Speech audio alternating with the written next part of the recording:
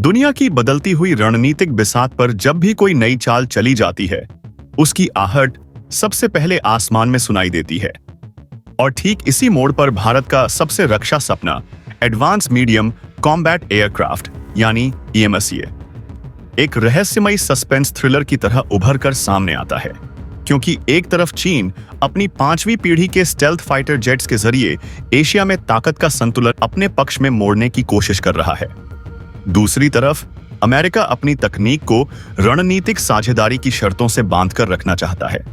और यूरोप, खासकर फ्रांस और ब्रिटेन, भारत को सिर्फ एक ग्राहक नहीं बल्कि भविष्य का टेक्नोलॉजी पार्टनर बनाने की होड़ में लगे हुए हैं। ऐसे में AMSA केवल एक लड़ाकू विमान नहीं रह जाता, बल्कि यह भारत की रणनीतिक स्वतंत्रता, तकनीकी आत्मनिर्भरता और आने वाले दशकों की सैन्य सोच का प्रतीक बन जाता है। सस्पेंस यहीं से शुरू होता है, क्योंकि सवाल सिर्फ यह नहीं है कि AMSA कितना स्टेल्थ होगा, कितनी दूर तक मार करेगा या कितनी मिसाइलेंट हो सकेगा, बल्कि असली सवाल यह है कि उसके दिल में धड़कने वाला इंजन किस देश की मोहर लगाएगा। और यही वह बिंदु है जहां कहानी अचानक गहराती चली जाती है, क्योंकि इंजन कोई साधारण पुर्जा नहीं होता, बल्कि वही तय करता है कि युद्ध के सबसे निर्णायक क्षण में पायलट को अतिरिक्त ताकत मिलेगी या नहीं। वही यह भी तय करता है कि विमान सुपर क्रूज कर पाएगा या दुश्मन के रडार से बचते हुए चुपचाप वार कर सकेगा। भारत ने ठान लिया है कि MCA का निर्माण मेक इन इंडिया के तहत देश में ही होगा, और यही बात दुनिया की बड़ी रक्षा कंपनियों को बेचैन कर रही है, क्योंकि भारत अब केवल तैयार विमान खरीदने वाला देश नहीं रहा, बल्कि वह तकनीक की आत्मा तक पहुंचना चाहता है। इसी वजह से ब्रिटेन की रोल्स रॉयस और अमेरिका की GE एविएशन सबसे आगे दिखाई देती हैं। दोनों अपने अपने इंजन को सबसे शक्तिशाली, सबसे भरोसेमंद और भविष्य के लिए सबसे उपयुक्त साबित करने में लगी हैं। लेकिन पर्दे के पीछे एक और कहानी चल रही है, एक ऐसी कहानी जिसमें फ्रांस की सैफरन चुपचाप लेकिन बेहद गहरी चाल चल रही है, क्योंकि सैफरन वही कंपनी है जिसने भारत के मिराज 2000 और राफेल जैसे भरोसेमंद लड़ाकू विमानों के इंजन बनाए हैं, और भारतीय वायुसेना के भीतर उसकी विश्वसनीयता किसी रहस्य से कम नहीं है। सस्पेंस तब और बढ़ जाता है जब खबरें आती हैं कि सैफरन और रोल रॉयस दोनों ने भारत को ऐसे ऑफर दिए हैं जिनमें सिर्फ इंजन सप्लाई ही नहीं बल्कि टेक्नोलॉजी ट्रांसफर, जॉइंट डेवलपमेंट और भविष्य में भारत को ग्लोबल इंजन हब बनाने जैसी बातें शामिल हैं। लेकिन यहीं पर कहानी एक अप्रत्याशित मोड़ ले लेती है, क्योंकि DRDO, जो भारत की स्वदेशी रक्षा तकनीक की रीढ़ है, इन प्रस्तावों को आंख मूंद कर स्वीकार करने के मूड में नहीं है। DRDO जानता है कि अगर आज इंजन की आत्मा किसी विदेशी हाथ में चली गई तो आने वाले कल में AMCA भले ही भारतीय दिखे, लेकिन उसकी धड़कन पर पूरी तरह भारत का नियंत्रण नहीं होगा। और यही वह डर है जो इस पूरी कहानी को रहस्यमयी बना देता है। फ्रांस की सैफरन ने जो ऑफर दिया है वह पहली नजर में बेहद आकर्षक लगता है। DRDO के साथ मिलकर इंजन का निर्माण, भारत में प्रोडक्शन लाइन और भविष्य में निर्यात की संभावनाएं। लेकिन सवाल यह है कि क्या यह पूरी टेक्नोलॉजी ट्रांसफर होगी या सिर्फ वही सीमित ज्ञान जो रणनीतिक साझेदारियां अक्सर देती हैं। दूसरी तरफ रोल्स रॉयस ने भी बड़े बड़े वादे किए हैं, ऐसे वादे जो कागज पर भारत को इंजन तकनीक के शीर्ष पर ले जा सकते हैं। लेकिन इतिहास गवाह है कि इंजन तकनीक वह आखिरी किला होती है जिसे कोई भी देश आसानी से साझा नहीं करता। और फिर अमेरिकी GE एविएशन की मौजूदगी इस सस्पेंस को और भी गहरा कर देती है, क्योंकि अमेरिका की तकनीक आज दुनिया में सबसे परखी हुई मानी जाती है। लेकिन उसके साथ हमेशा रणनीतिक शर्तें, राजनीतिक दबाव और भविष्य के प्रतिबंधों की आशंका जुड़ी रहती है। ऐसे में भारत के सामने विकल्प सिर्फ तकनीकी नहीं बल्कि पूरी तरह भू राजनीतिक हैं। AMSA का इंजन तय करेगा कि भारत आने वाले दशकों में कितना स्वतंत्र रहेगा, कितना आत्मनिर्भर बनेगा, और संकट की घड़ी में उसे किसी विदेशी राजधानी की ओर देखने की जरूरत पड़ेगी या नहीं। और यही वजह है कि यह फैसला बंद कमरों में, बेहद गोपनीय बैठकों में और रणनीतिक फाइलों के बीच लिया जा रहा है। सस्पेंस इसलिए भी बना हुआ है क्योंकि DRDO खुद भी स्वदेशी इंजन पर काम कर रहा है, लेकिन यह काम समय मांगता है, और समय वह चीज है जो मौजूदा वैश्विक हालात में भारत के पास सीमित है। चीन की आक्रामकता, हिंद प्रशांत में बढ़ता तनाव और भविष्य के युद्धों की बदलती प्रकृति भारत को तेजी से फैसले लेने पर मजबूर कर रही है। फिर भी भारत यह जोखिम नहीं लेना चाहता कि जल्दबाजी में लिया गया फैसला आने वाले 30 से 40 साल तक उसकी वायुसेना को किसी और पर निर्भर बना दे। यही वजह है कि AMCA का इंजन अब सिर्फ तकनीकी बहस नहीं रहा, बल्कि यह राष्ट्रीय बहस बन चुका है। एक ऐसा रहस्य बन गया है जिसे हर रक्षा विशेषज्ञ सुलझाना चाहता है, लेकिन असली जवाब फिलहाल भारत सरकार और DRDO की फाइलों में बंद है। और जब तक यह पर्दा नहीं उठता, तब तक AMCA की कहानी एक सस्पेंस थ्रिलर की तरह आगे बढ़ती रहेगी, जिसमें हर नया बयान, हर नई खबर और हर नया ऑफर इस सवाल को और गहरा करता जाएगा कि आखिर भारत अपने सबसे एडवांस फाइटर जेट के लिए किस देश के इंजन पर भरोसा करेगा, या फिर वह दिन भी आएगा जब AMCA के दिल में धड़कने वाला इंजन पूरी तरह स्वदेशी होगा और उसी दिन यह सस्पेंस इतिहास बन जाएगा। लेकिन तब तक दोस्तों, यह कहानी सिर्फ एक विमान की नहीं बल्कि भारत के भविष्य की है। भारत के स्वदेशी लड़ाकू विमान कार्यक्रम के संदर्भ में इंजन तकनीक को लेकर जो ताजा घटनाक्रम सामने आए हैं,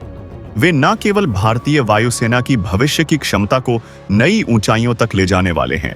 बल्कि भारत की सामरिक स्वायत्तता, रक्षा, औद्योगिक आधार और वैश्विक शक्ति संतुलन में उसकी भूमिका को भी गहराई से प्रभावित करने वाले साबित हो सकते हैं।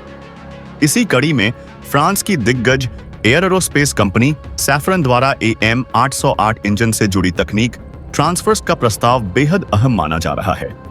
क्योंकि यह वही इंजन है जो राफेल लड़ाकू विमान को शक्ति देता है। और अब खबर है कि इसी तकनीकी आधार पर भारत एक 110 किल न्यूटन आफ्टर बर्नर सहित थ्रस्ट पैदा करने वाले अत्याधुनिक इंजन का निर्माण कर सकेगा। यदि यह प्रस्ताव वास्तविक रूप लेता है, तो यह पहली बार होगा जब भारत को पश्चिमी देशों की इतनी उन्नत फाइटर जेट इंजन तकनीक तक व्यापक पहुंच मिलेगी, क्योंकि अब तक इंजन क्षेत्र भारत की सबसे बड़ी कमजोरी रहा है। सैफरन का यह कहना कि वह न केवल तकनीक ट्रांसफर के लिए तैयार है, बल्कि बतौर पार्टनर खुद निवेश भी करेगी। मेक इन इंडिया और आत्मनिर्भर भारत अभियान के लिहाज से एक बड़ा संकेत है, क्योंकि इससे इंजन निर्माण केवल लाइसेंस उत्पादन तक सीमित न रहकर सह विकास और सह निर्माण के स्तर तक पहुंच सकता है। इससे भी ज्यादा रणनीतिक महत्व की बात यह है कि सैफरन ने यह प्रस्ताव दिया है कि AMCA यानी एडवांस्ड मीडियम कॉम्बैट एयरक्राफ्ट के लिए विकसित किए जाने वाले इंजन को भारत के मौजूदा राफेल विमानों में फिट करके उसकी टेस्टिंग की जाएगी, जिसका अर्थ यह है कि अगर यह इंजन सफलतापूर्वक राफेल प्लेटफॉर्म पर काम करता है, तो न केवल AMCA को एक सिद्ध और परखा हुआ पावर प्लांट मिलेगा, बल्कि भारतीय राफेल की मारक क्षमता, पेलोड रेंज और सुपर क्रूज क्षमताओं में भी कई गुना इजाफा हो सकता है। इससे राफेल का जीवन काल और ऑपरेशनल वैल्यू दोनों बढ़ेंगे और भारत के पास एक ऐसा बहुउद्देशीय प्लेटफॉर्म होगा जो आने वाले दशकों तक प्रासंगिक बना रह सकेगा। हालांकि सैफरन के इस प्रस्ताव के साथ एक अहम शर्त भी जुड़ी हुई है, और वह यह कि AMCA इंजन का निर्माण बड़ी संख्या में किया जाए तथा भारत उसे अन्य देशों के विमानों में इस्तेमाल के लिए बेचने की अनुमति दे। यह शर्त सीधे सीधे भारत की निर्यात नीति, बौद्धिक संपदा अधिकार और रणनीतिक नियंत्रण से जुड़ी हुई है, क्योंकि अगर इंजन निर्यात का अधिकार साझा होता है तो भारत को आर्थिक लाभ तो होगा, लेकिन तकनीकी और राजनीतिक स्तर पर कुछ सीमाएं भी स्वीकार करनी पड़ सकती हैं। इसके समानांतर ब्रिटेन की प्रतिष्ठित कंपनी रोल्स रॉयस का प्रस्ताव एक बिल्कुल अलग दर्शन पेश करता है। रोल्स रॉयस ने यह ऑफर दिया है कि वह भारत के लिए ऐसा नया और अत्याधुनिक इंजन विकसित करेगी जिसका इस्तेमाल अब तक किसी भी अन्य लड़ाकू विमान में नहीं हुआ है, यानी यह इंजन पूरी तरह भारत विशेष होगा। इस प्रस्ताव की सबसे महत्वपूर्ण बात यह है कि रोल्स रॉयस ने साफ तौर पर कहा है कि भारत की अनुमति के बिना यह इंजन किसी अन्य देश को नहीं बेचा जाएगा, जो भारत की रणनीतिक स्वायत्तता और नियंत्रण की दृष्टि से बेहद आकर्षक शर्त मानी जा रही है।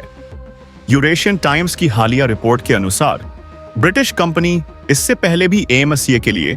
इंजन के संयुक्त विकास और निर्माण में भारत के साथ काम करने में रुचि जता चुकी है। जिससे यह संकेत मिलता है कि यह प्रस्ताव केवल कूटनीतिक बयान नहीं बल्कि दीर्घकालिक साझेदारी की ठोस इच्छा का परिणाम है। हालांकि यहाँ एक जटिल भू राजनीतिक और औद्योगिक समीकरण भी सामने आता है, क्योंकि भारत पहले से ही रूस के साथ FZF यानी फिफ्थ जनरेशन फाइटर एयरक्राफ्ट कार्यक्रम से जुड़े अनुभवों से सीख चुका है, जहां तकनीक ट्रांसफर, लागत और वास्तविक साझेदारी को लेकर कई सवाल खड़े हुए थे। यही कारण है कि अब सरकार मेक इन इंडिया और स्वदेशीकरण को सर्वोच्च प्राथमिकता देते हुए ऐसे किसी भी प्रस्ताव का मूल्यांकन केवल तकनीकी क्षमता के आधार पर नहीं, बल्कि दीर्घकालिक रणनीतिक लाभ, घरेलू उद्योग के विकास और निर्णय स्वतंत्रता के संदर्भ में कर रही है। रक्षा मंत्रालय और DRDO के लिए सबसे बड़ी चुनौती यह है कि वे ऐसे इंजन कार्यक्रम को आगे बढ़ाएं जो भारत को केवल एक असेंबली हब न बनाए, बल्कि design, metallurgy, single crystal blade, high temperature material and digital engine control जैसी कोर तकनीकों में आत्मनिर्भर बनाए। सैफरन का प्रस्ताव जहां तत्काल समाधान और प्रमाणित प्लेटफॉर्म का लाभ देता है,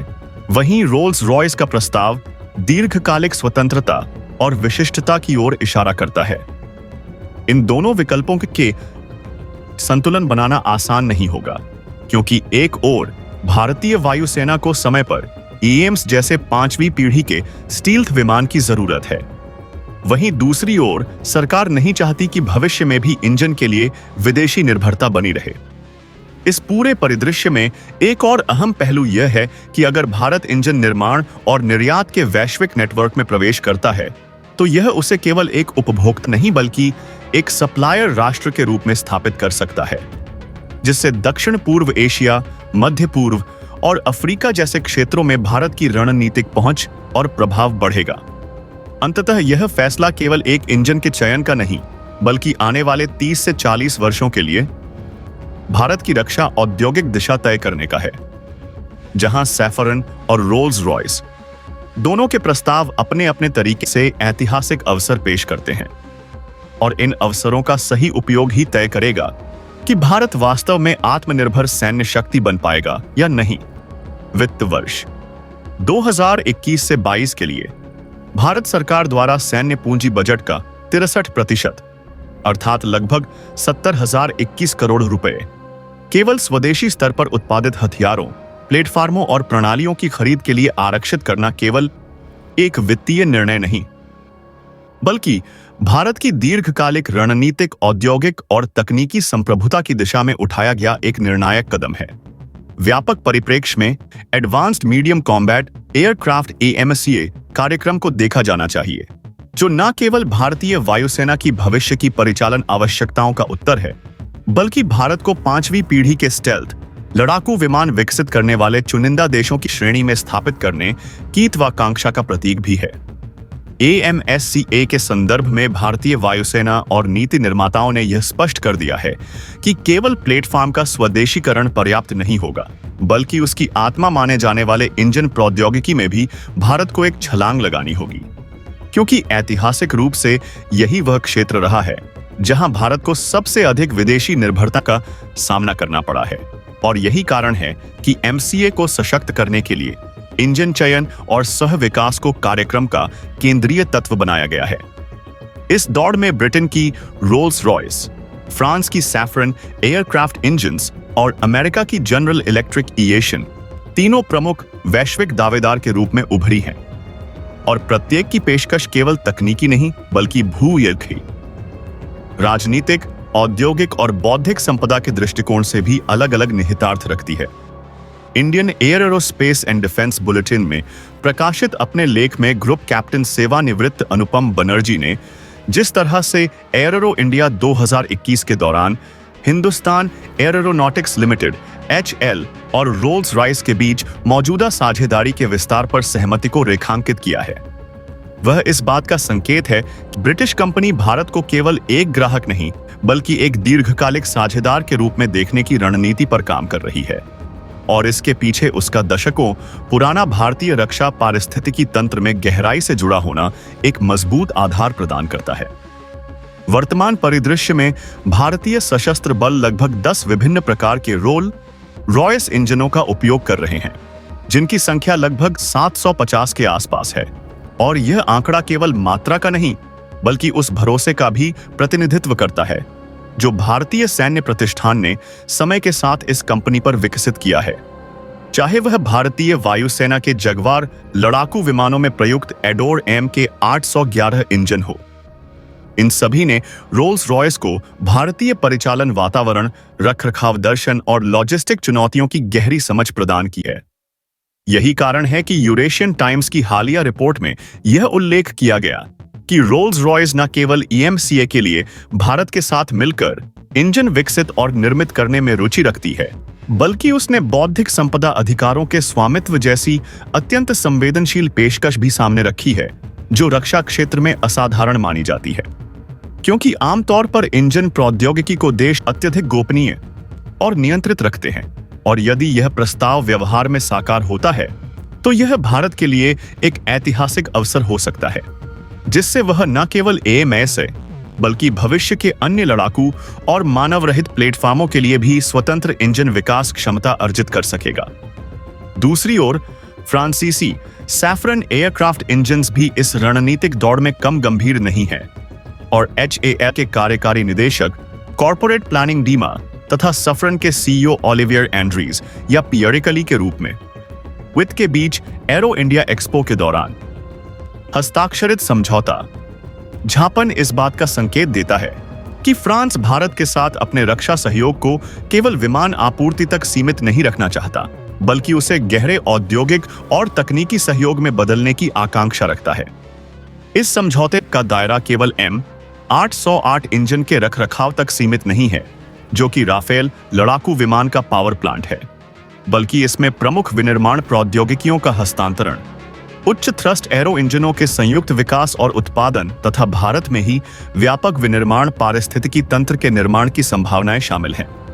और यदि इस सहयोग को AMSCA कार्यक्रम से प्रभावी रूप से जोड़ा जाता है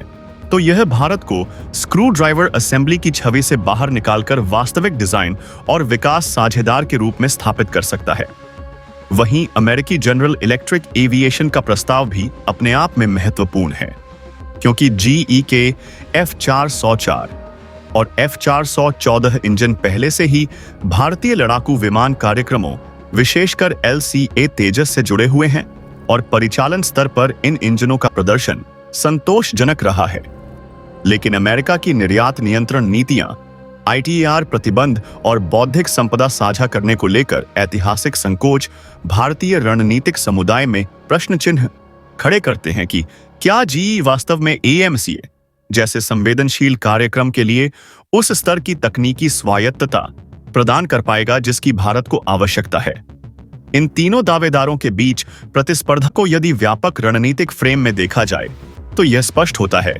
कि AMCA का इंजन केवल एक तकनीकी घटक नहीं, बल्कि भारत की आत्मनिर्भर भारत और मेक इन इंडिया पहल की कसौटी है। क्योंकि इंजन विकास में सफलता का अर्थ होगा कि भारत भविष्य में किसी भी वैश्विक आपूर्ति श्रृंखला संकट, राजनीतिक दबाव या प्रतिबंध के बावजूद अपने वायु शक्ति के मूल स्तंभ को सुरक्षित रख सके। दोस्तों, आपकी क्या राय है? कमेंट